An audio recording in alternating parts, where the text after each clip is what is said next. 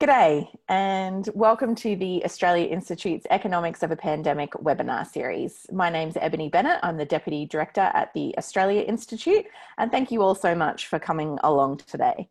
I'd like to begin by acknowledging that I live and work on Ngunnawal country here in Canberra, and I'd like to pay my respects to the traditional owners and to elders past and present, and welcome any Aboriginal or Torres Strait Islanders who are joining us today on the webinar as well. During the pandemic, the Australia Institute is aiming to do these webinars at least weekly, but days and times may vary. So make sure that you're subscribed at tai.org.au/webinars so that you don't miss out. And just a few tips before we begin to help make sure that things run smoothly. If you hover over the bottom of your screen, you should be able to see a Q&A function where you can type in a question for the panelists. And in the second half, we'll get to questions from the audience. If you'd like to ask your question in person, if you use the raise your hand function, a little icon will appear beside your name and I can call on you in the second half of the webinar. And please keep things civil in the chat, otherwise we'll remove you. And lastly, a reminder that this discussion is being recorded and we'll post a video of this webinar on our website and email it to everyone who registered after this discussion. So the Morrison government has said that it will increase investment in skills and training if the states and territories sign up to an overhaul of the vocational education and training sector that would create a consistent funding model and improve transparency. But the TAFE system has been in a bit of turmoil for some time, despite the fact that it plays a really critical role in the economy. So to discuss the importance of TAFE to the economic recovery, we're delighted to have with us today Karina Haythorpe, Federal President of the Australian Education Union, as well as Michelle O'Neill, President of the ACTU. And they'll be joined by Senior Economist at the Centre for Future Work at the Australia Institute, Alison Pennington, who will present some new research by the Centre for Future Work, released today, about the economic and social benefits of the public TAFE system and why it must play a critical role in reconstruction of the national economy after this pandemic that we're all experiencing. So we've had a little bit of a problem with Michelle, but I can see you there, Michelle. Welcome, Michelle, Alison and Karina. We're delighted to have you along with us today. Alison, I might come to you first. Can you walk us through the new research that you've released today? Absolutely, and happy National TAFE Day to everyone as well. So the ABS has released today its new labour force statistics, and what we know is that this is a depression level unemployment crisis that we're in, and training and skills are going to be so important to reorienting our economy, and getting people into good jobs and creating the jobs that we need in the future. So the research that we've undertaken looks at the TAFE system like it were a house. And like any house, it requires investment over time. And the TAFE system has been in place for over 150 years, but there's been a shift in policy over time, which has cut the funding to TAFE as a main provider. And so we look at TAFE and the economic benefits that flow from the TAFE system as though it were a house that gives us benefits. But in saying that, if we don't keep up our investments, we threaten those benefits over time. So I'm going to share with you my slides now. Just have to ask. Yep, sorry. No worries. Just updated that there. All good, here we go. And that's visible? Yep. Great. So this is the house that TAFE built, and the research looks at and quantifies all of the different economic and social benefits that the national TAFE system brings us. But we approach this crisis with a lot of dysfunction in vet policy leading up to it. And I won't go too much in depth into what's happened, but we've seen a cut in the funding to the TAFE system at the same time as this desire to create a private training market, which has funneled billions of dollars out to unaccountable private providers. And it's meant that we've had providers come and go and take off with the money, but often leave behind poor quality qualifications and lots of debt that we end up paying for anyway. The vet has been treated as a residual, as somewhere you go when you can't get into university or when you don't finish school. And it's been seen as lesser than the pathway to university, and that's also caused a lot of problems in the system.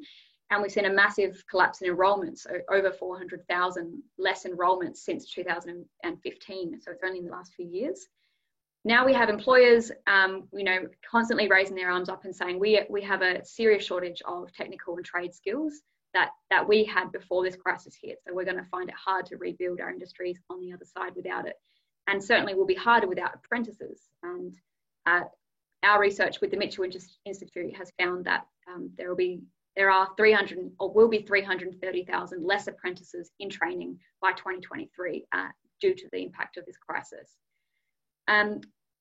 So this is what the funding divergence looks like. This is what the vet policy fiasco looks like, which is a decline by 1% in real funding to the vet system since 2005, and it's already been languishing far below total government spending on schools and universities.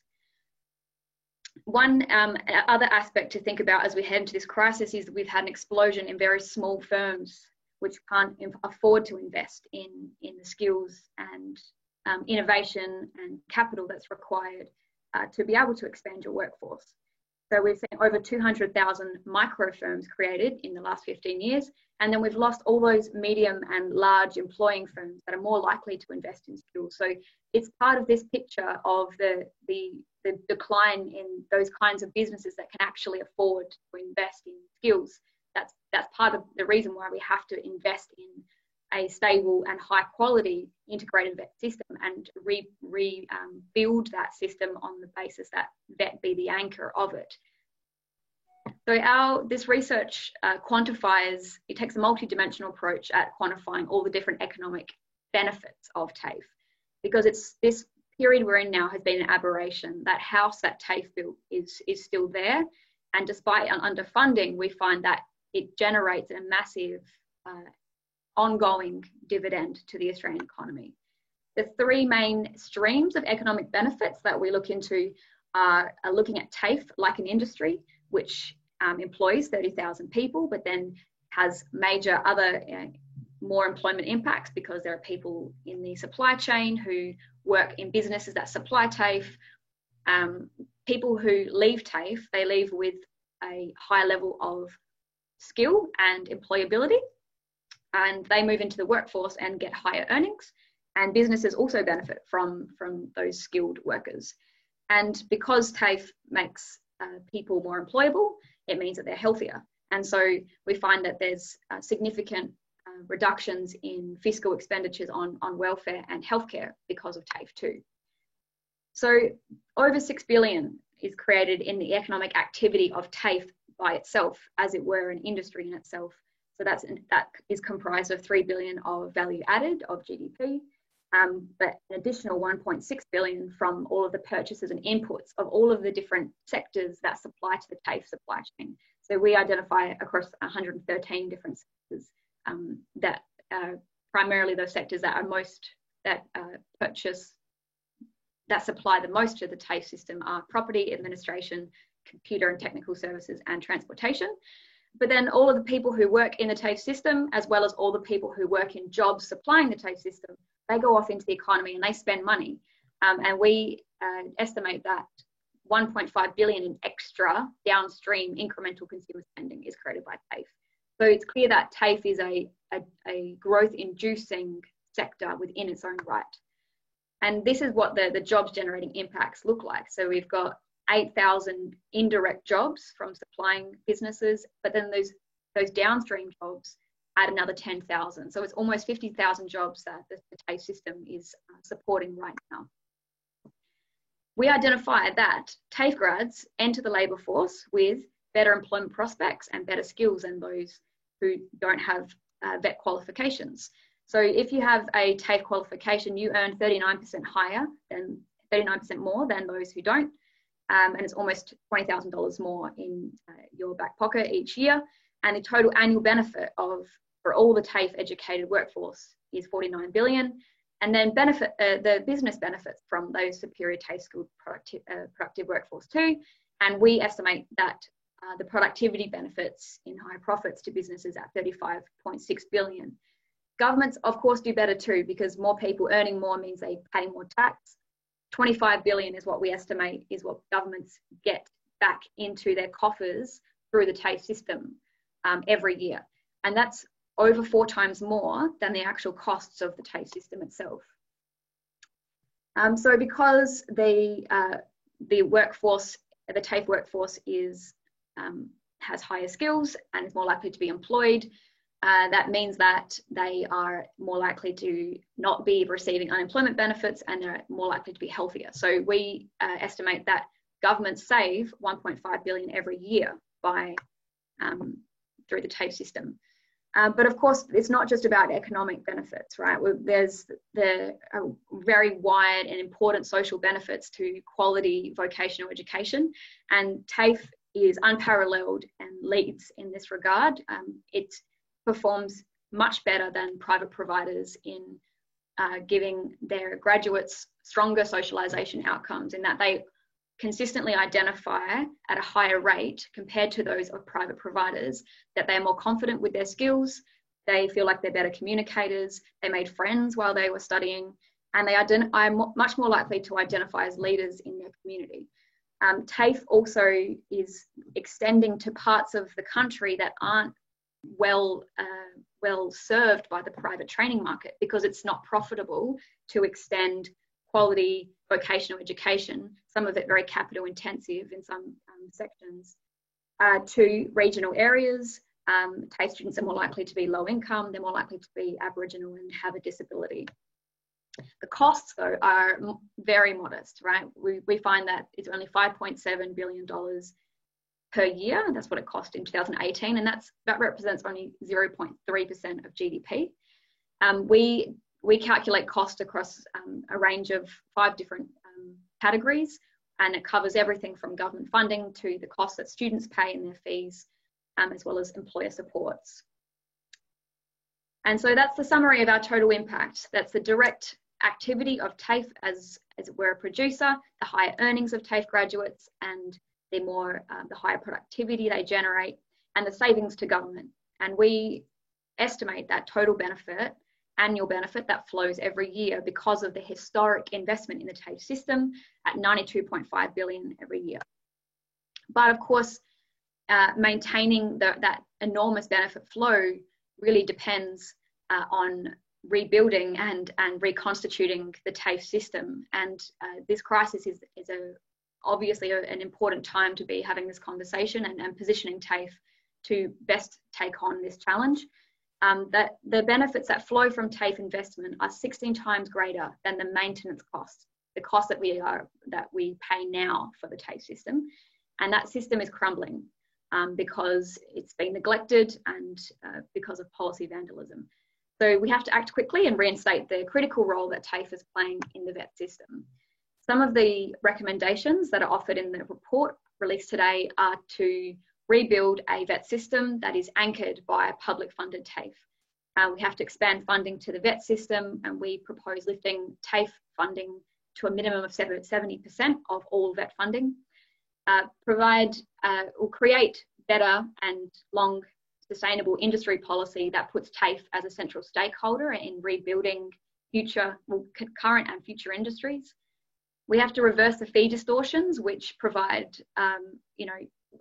that require students to pay fees up front in the VET system, whereas if you go to university, you defer them through HECS. It's pushed people out of access to a VET education stream where they may have been more suited or had more interest in those areas.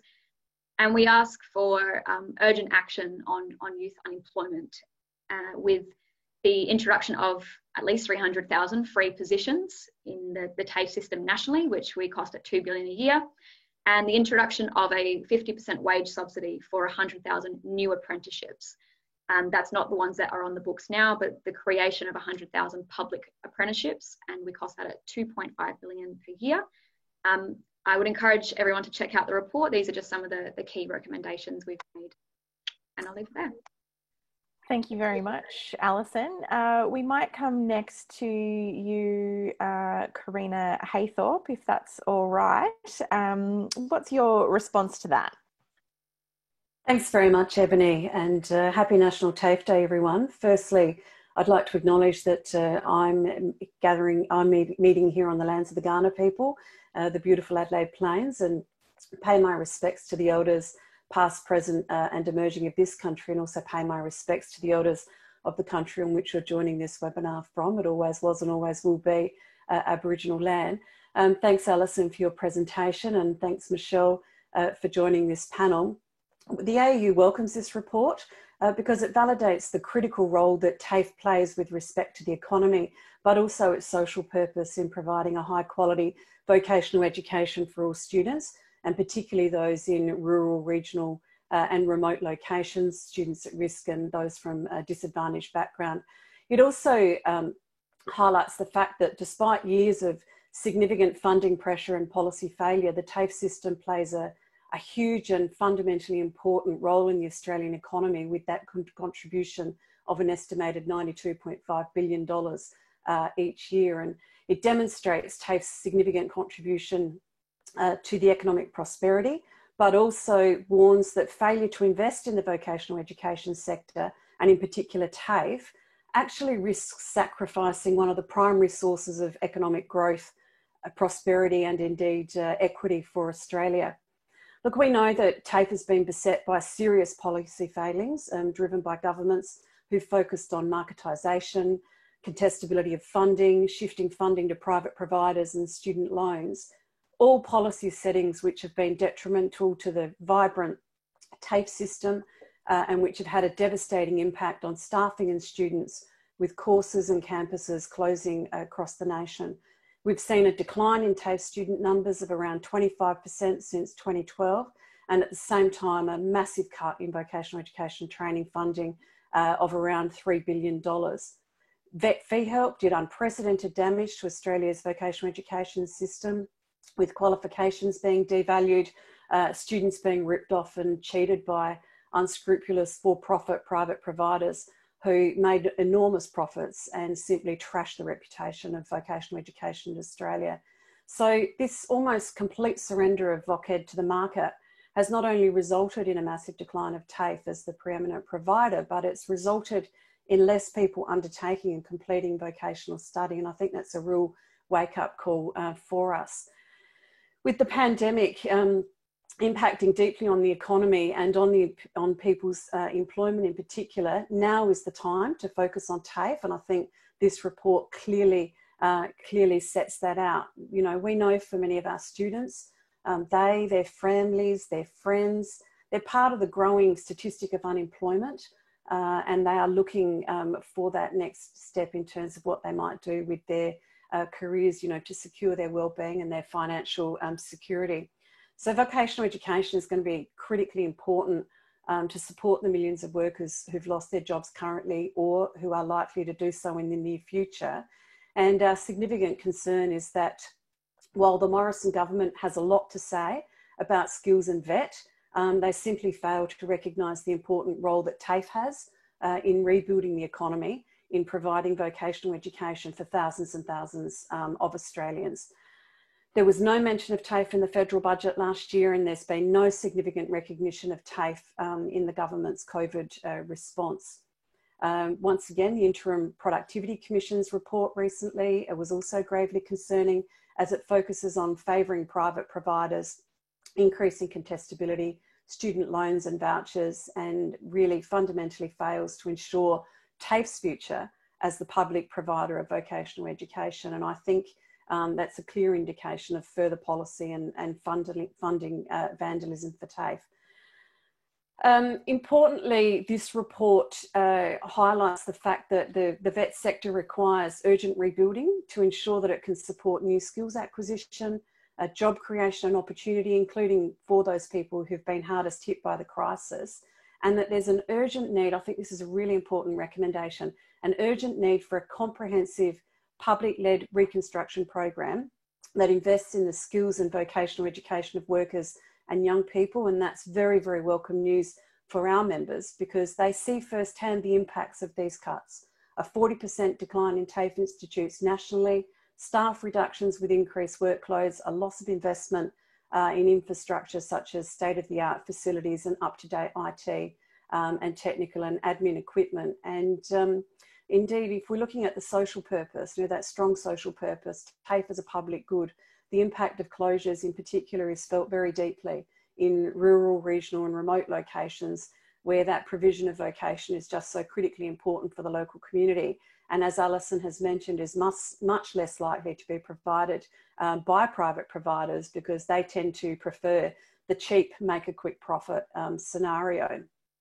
So TAFE is the only institution with the infrastructure, the workforce and the trusted reputation to be able to provide the high quality vocational education qualifications that we need today to help not only recover from COVID crisis, but really for our future. And it must be supported to do this with an immediate investment to support the delivery of vocational education. And just finally, I want to acknowledge that the $92.5 billion economic and social benefits outlined by the report that have been delivered by the historic investment in TAFE are actually delivered by the workers themselves, and that is TAFE teachers who are working incredibly hard under very difficult circumstances on behalf of their students. And this report is very clear that the benefits experience will not continue unless governments change their policy and fiscal settings. And so the time to do that is now, not only with the post-COVID-19 response, but more broadly. And I'll just finish with a couple of dot points because from our campaign position, because it's very clear. We must launch a coordinated effort to put TAFE at the forefront of the recovery efforts with immediate increased federal funding support and investment in infrastructure, equipment in the workforce and programs. We must restore the more than $3 billion that's been cut from VocEd since 2013. And we must guarantee a minimum of 70% of all government funding to TAFE. Thank you. Thanks so much, Karina. Michelle O'Neill from the ACTU, we'll come to you next. Obviously, the pandemic has caused a huge crisis for workers, and unemployment is obviously the really big thing that we're dealing with at the moment. But equally, we were just talking to the United Nations chief economist yesterday. He was talking about the importance of government really setting policy for the long term and thinking in the long term. How important is TAFE and the vet sector to the union movement at this point in time? Thanks, Ebony, and hi everyone. Great to join you this afternoon. I also want to begin by acknowledging the traditional owners of the land that I'm on today, which is the Wurundjeri people of the Kulin Nation, and pay all my respects to the elders past and present. And it always has been and always will be Aboriginal land. And that means, yes, I'm speaking to you from lockdown in Melbourne. And I wanted to also thank the AEU and the Centre for Future Work and Alison and Karina for your great work. It's an extraordinarily good and timely report that you've done, Alison, and congratulations to AEU and the Centre for doing it at this time. And it's so timely because we're dealing with such a deep and profound economic crisis in addition to the public health crisis that we've all been living with. And we know that what this crisis has done is exposed fault lines in the Australian society, in our economy and in our labour market that were already there and in fact have been worsened by the pandemic and its consequences. And what's been happening in vocational education and training is a classic example of that. I also want to acknowledge all of the TAFE teachers and educators and other people who work in the TAFE system who might be on the line for the webinar today. I just know how many of you have had to make extraordinary changes in the work that you do and your approach to continuing to try and provide great quality education and service and support for students and the TAFE system throughout this really tough period, and all credit to every one of you. So the ACTU has been responding to what we've seen in terms of both the health crisis, but of course the economic crisis, and hopefully some of you saw that we released a few weeks ago a plan in terms of the need for a national economic reconstruction plan led by government, and we put forward 5 concrete proposals as part of that plan, and we again were pleased to partner and have the assistance of the Centre for Future Work and Jim Stanford in that work.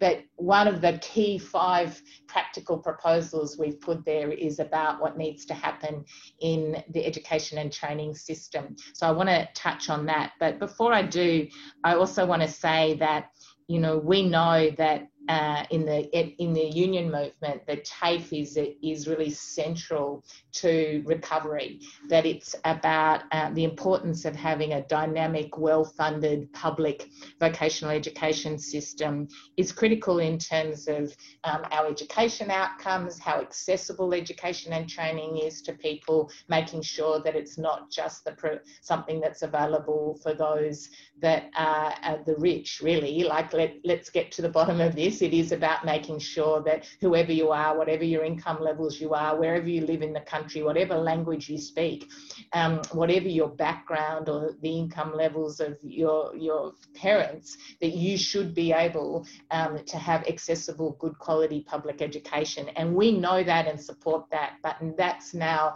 more necessary than ever.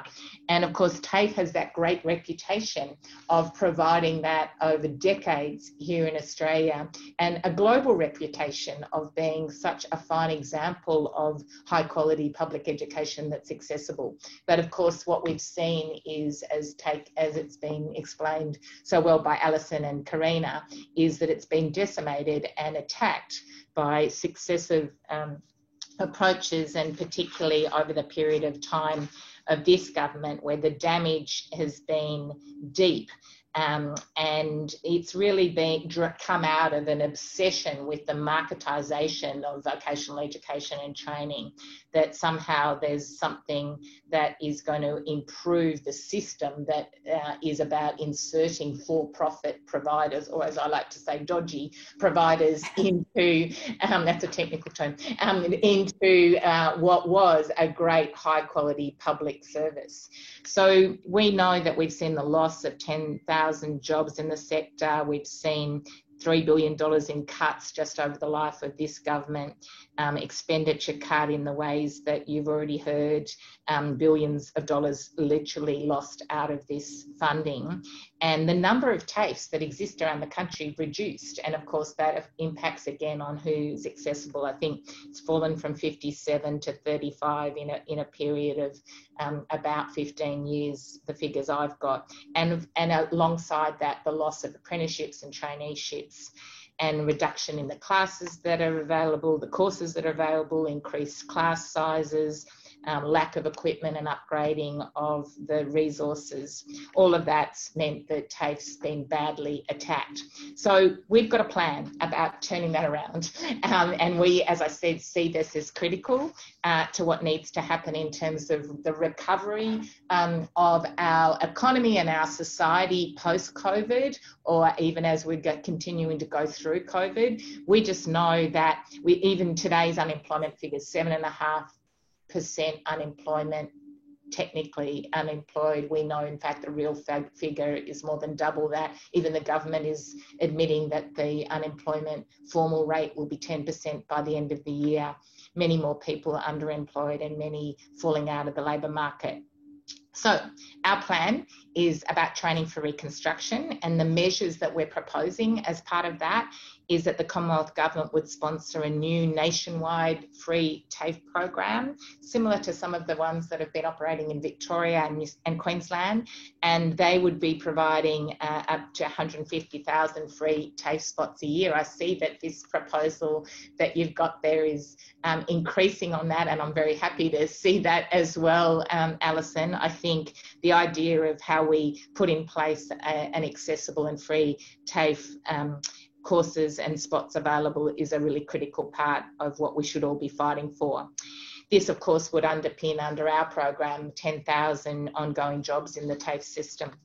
We also, secondly, have said that the Commonwealth and state governments should commit that a minimum of 70% of all government vocational education funding be directed to TAFE, and that be the core anchor of vocational training. We've also said that there should be a $3 billion fund to be allocated over 3 years to actually support capital improvements in TAFE, updating, modernising facilities, expanding TAFE facilities, and a real focus on regional areas. We also have said that the Commonwealth should commit a target of 70% of all public vet spending and subsidies should go to public providers, including TAFE. And the last bit I'll mention is that we've also proposed an apprenticeship and traineeship subsidy scheme of 50% subsidy that goes for the whole life of the apprenticeship or traineeship with a guaranteed job at the end. The employer doesn't get all the money till they're 12 months after the end of the employment.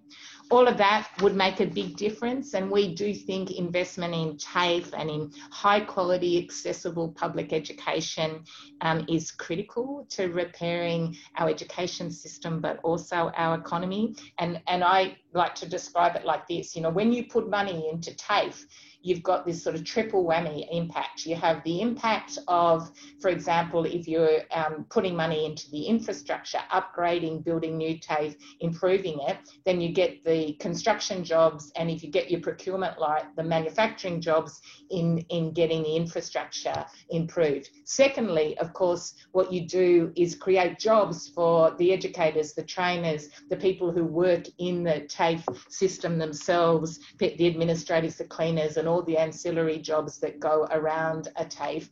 But thirdly, and really importantly, what you're doing is providing high quality, accessible public education in locations that are getting it right in terms of leading to jobs and future qualifications that will actually provide the sort of jobs and skills that we need for the future, because it is changing and changing rapidly, and that needs to be localised. It needs to be responding to people's needs, but of course the needs of local communities as well as industry, to get it right and to make sure that we create new jobs, new secure jobs for the future, and the skills that people need to be able to fill them. So I'm going to end it there, Ebony. I love the fact that this report's out there. We support it. We're going to keep fighting for TAFE, and happy TAFE Day, everyone. We reckon a key thing is that you spend public money for public good. Excellent. Thank you so much, Michelle. And we will go now to questions from the audience. We've got about 30 questions here that I can see, and we've got about 550 people on the line with us today. So thank you so much for joining us for this really important discussion. I want to start off with a question from Pamela Collette, who asks, how can we increase the visibility of TAFE and its importance to all of Australia? I might start with you there, Karina. It's an excellent question. It's something that we work very hard to do. And I think from a campaigning perspective, having the local stories with respect to the incredible work that TAFE does is really, really important. One of the actions that we've been running across today on National TAFE Day is we have collected stories from a number of prominent Australians about either their experiences at TAFE or stories that they have about TAFE. And sharing those stories broadly across our communities is really, really important in terms of increasing the visibility of the important work that TAFE does. So I think we all have a role to play in that. And the other thing that I would strongly suggest is that for people in local communities, actually getting to their parliamentarians and talking to them, getting them along to their campuses, having a look at their programs, meeting students who've been through TAFE, so that they can actually understand that really strong personal connection that TAFE has for just so many Australians. Thank you. Michelle, is there anything you'd like to add to that? Only that when we launched our plan a few weeks ago, and with TAFE as one of the 5 key core elements of it, it was really strongly supported. So in terms of people reacting to what we put out there, the 2 that got the strongest reaction from members of the public, ordinary union members and others, the media included, was free childcare and TAFE. So the TAFE brand, for want of a better word, is very strong. People in the community have a very strong and deep understanding of how important TAFE is. And I think that's a great thing to build our campaigns on. I think there is a great legacy of support for the TAFE system that we can use to build our campaigns to win support and funding for it. Thank you. Alison, is there anything you'd like to add to that? Well, I mean, I think extending from what's being said, I am someone who comes from a TAFE trained family. So I think that I'm an aberration because I went to university and I cop it because I can't make stuff with my hands. But, you know, I also went to a public high school that was linked into the TAFE system. That was when there was still a school's TAFE program going. So for kids who weren't suited to high school, they could begin their apprenticeships and still have some connection to their school. I think that's a really, really powerful policy that we could be putting forward. I also think that because TAFE has been 150 years in existence, people think that vocational education is synonymous with TAFE. They think they are the same things. And I think we're going to see a whole generation of young people who have been told, go to university, who are coming up the other side with these qualifications and realising, hey, I wish I had access to, you know, the skills that I could get through a TAFE system. And then we're going to see some kind of increase in awareness and spotlight put onto our VET system and TAFE as the major provider. Thank you. The next question is from Chandra Shah, who says, there is a push to promote micro-credentials to those who are recently unemployed. Often these have a short shelf life and no empirical evidence that they provide a positive rate of return. And they ask, will there be sufficient demand in the labour market to absorb, and also are these people and people being asked to reskill? Karina, again, I'll come to you first. Is there a push for micro-credentials?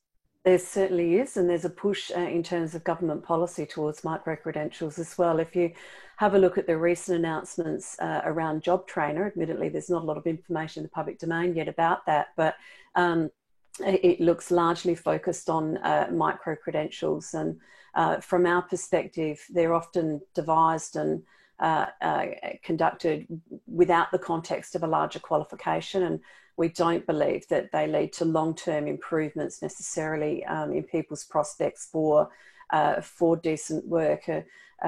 So this is really of huge concern, I think, because we want to make sure that when people go through their vocational education study, they actually come out with a qualification that leads to improvements for their work and life. The next question I've got here is from Maddie Sare, who asks, do you think that the failure to invest adequately in TAFE has a disproportionate impact on certain groups, for example, young people or women? And how does government spending in this sector impact on equality? Michelle, I might come to you first on that one. Oh, well, I think absolutely it has an impact. And what we know is that, again, it's women and young people who have seen have been most hardest hit in terms of job losses and hours lost and exclusion from things like JobKeeper through the course of the pandemic. And so I think all of the points that were made earlier by Alison and Karina about accessibility and about the role that TAFE can play in really providing education, whoever you are, and whatever your circumstances, and doing that in a flexible way. And I use flexible not in the way that the employers use it, and I don't mean micro-credentials. I mean in a way that is delivering it for the needs of the students and not just delivering a one-sided notion of what might be in the interest of business or industry. For this to work, for education to work, it's got to have a long-term benefit for the people doing the education, so that they are getting the skills that the community needs and the business needs. But of course, a really important part of that is public skills as well. So when you think about what's come to the fore during the pandemic, people in the health system, in the aged care system, those looking after our children, people on the front line in terms of community and disability services, all of that skills and training that happens for workers in those sectors through TAFE, we've got to get that right. We've got to get that right. The majority of workers doing that work are women. Many young people are going to be looking for work because that's where the jobs of the future are going to be, in those service and community sectors. So getting the quality of the education right and the delivery of it right, really we need TAFE to do that. Alison, did your research or the report that you've got today have anything that can shed light on that, on the impact on women or young people or Aboriginal and Torres Strait Islanders? Well, just that we identify that TAFE graduates are much more likely to be coming from at-risk groups. And that's partly because of the charter that the TAFE system functions under is for public good. And it's full of, we've talked about the thousands of people who teach in the TAFE system. It's because they go above and beyond to extend themselves and provide decent education and support to people who have a bit of a rougher road to walk in the process of education and skilling. But yeah, I mean, we could say definitely there is a strong correlation between the collapse of apprenticeships and the cutting of funding to the TAFE system. There's a really strong relationship between those two things, but beyond that, nothing additional I could add. Though I would add on the micro-credentialing, that is one of the major policy proposals being put forward right now by the Productivity Commission. That's one of their solutions to the VET crisis, in their eyes, is to slice and dice up courses into smaller courses, or basically it's busy work, give the private sector an ability to sell people bolt-ons onto what they have on the pretext that it's going to get them the jobs. But of course, we don't have those jobs, that don't exist for them to go into. So there's also proposals to turn micro-credentials, as well as to create more of them, to privatise the credentialing market, so that we create new markets, new private providers who have the power to define the quality of a skill. And that's a really dangerous development, because it would take away any national standards and control over, really important things like Michelle was pointed out in a crisis. We really want quality, infection control in all of our healthcare and social services courses. But how do we lose our grasp over the quality of those things with these sorts of policies? I might interrupt with a question of my own, if you'll allow it. The Australia Institute's Nordic Policy Centre has looked in the past at the example of Finland when it comes to vocational education, where there's a lot more equality between vocational education and university and tertiary education. How much of an effort is there to kind of restore or equalise the view and impact of TAFE as being on the same level as tertiary education and equally important to the economy? Do you think that would help improve outcomes for TAFE? Perhaps I'll come to you, Karina Haythorpe. I'm just thinking it might be a good question for Alison to start with from the basis of her research. Alison, do you want to start off there? Oh, yeah, I think Australia's really, really suffered because we've had this weird class-defined concept of what is a good job. And a good job is one you get with a university degree. And if you, fall behind in some way or don't have the resources because you come from a low-income or struggling, background, it means you go into a lesser institution. And I think that while Australians have a strong sense of pride and acknowledgement of the importance of TAFE, there's also a cultural a bubbling position, which is that it's not somewhere that you go to do well. And we are really suffering because if you look at some of these more sophisticated vocational education systems across Nordic countries, but also in countries like Germany, they've been way further on the front foot when it comes to creating high skilled, very comprehensive, theoretical vocational education. And our TAFE system has done plenty of that too, but there's been a lot of cuts to it. And it doesn't just teach the skills of advanced manufacturing and those things that we need for those high value industries, but it also teaches things like citizenship. And it's just a much more holistic approach to delivering vocational education, which it does stream people, but it doesn't ascribe a lesser value to vocational education, which is something we have to crawl out of, this history of that kind of approach in Australia. Michelle or Karina, would you like to add anything to that? Yes, I might just jump in here as well. I think, you know, what's important here is that we understand the connectedness in terms of education, and it's not necessarily the case that, you know, university or TAFE is the pathway for every single person. In fact, many people who go through vocational education quite often go on to further study at university. Many people who study at university quite often supplement their you know, their knowledge base and skills through TAFE. And from my perspective, certainly when we look at students who are in our senior secondary schooling, you know, what's important is that they have access to really high quality advice about the pathways that are available to them, about the pathways that they can choose, whether that is taking up a university degree or whether that's going to study at TAFE in terms of vocational education. And so, you know, when we get that mix right, I think that it'll be better for all of us.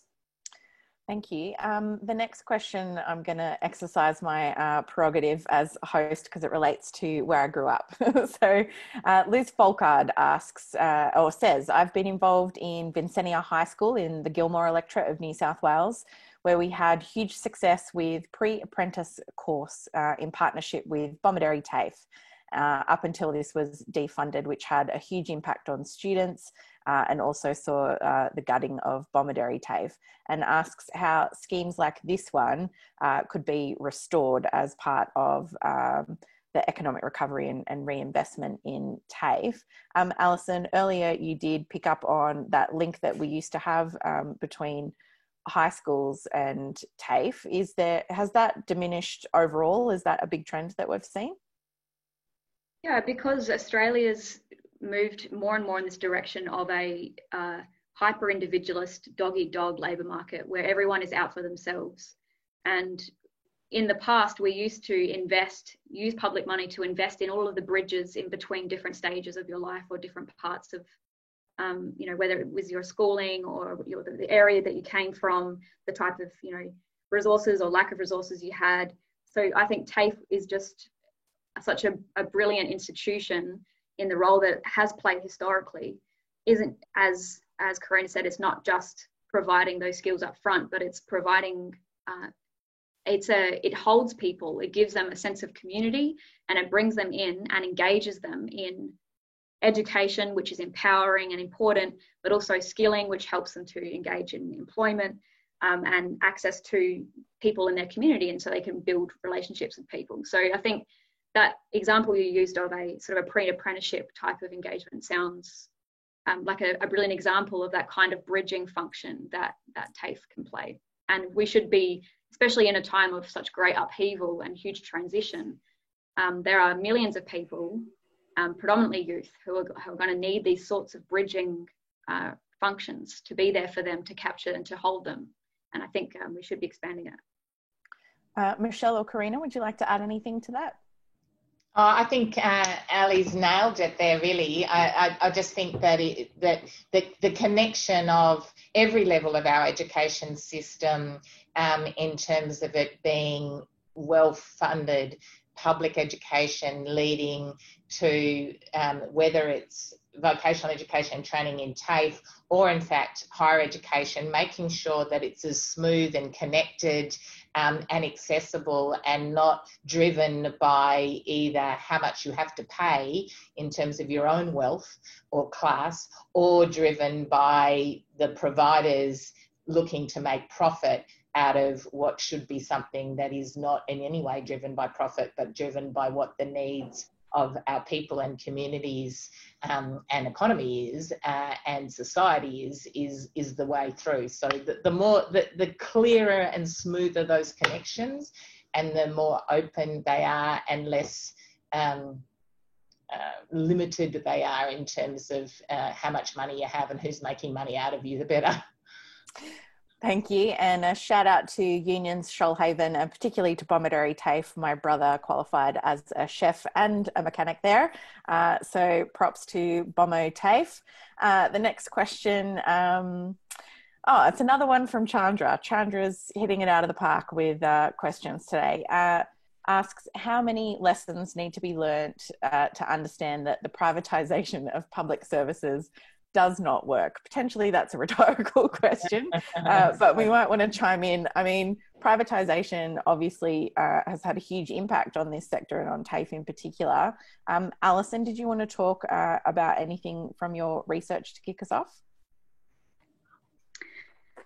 I mean, Australia's, the path we've gone down in the last few decades of expanding private services in, whether it be childcare, the NDIS, the aged care system, we're seeing the full effects of what's happened there. A lot of community and social services, these have all been expanded on the basis of trying to expand private markets in social services. And we've also seen quite entrenched, ongoing, sustained problems in those areas.